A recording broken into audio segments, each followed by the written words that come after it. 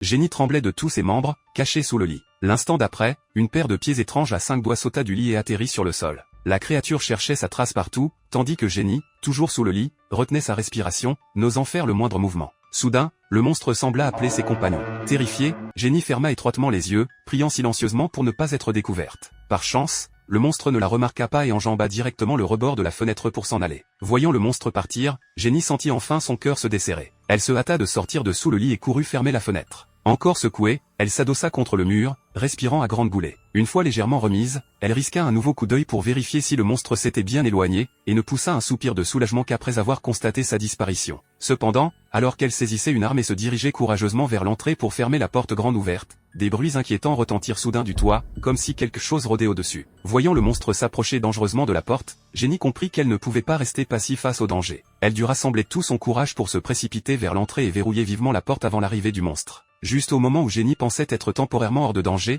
les lumières et la chaîne Hi-Fi de la maison se mirent à clignoter de façon erratique. Affolée, Jenny chercha frénétiquement les télécommandes, voulant éteindre la télévision qui s'allumait et s'éteignait anarchiquement, mais quoi qu'elle fasse, les boutons ne répondaient pas. Dans l'urgence, Jenny s'accroupit pour débrancher la prise, réussissant enfin à éteindre la télévision. Elle s'empressa ensuite de débrancher tous les appareils électroménagers, et le salon tumultueux retrouva enfin son calme. Mais en un instant, le silence environnant devint terriblement oppressant. Jenny savait qu'elle ne pourrait pas se débarrasser définitivement du monstre par ses propres moyens. Elle courut jusqu'au téléphone, s'apprêtant à appeler à l'aide.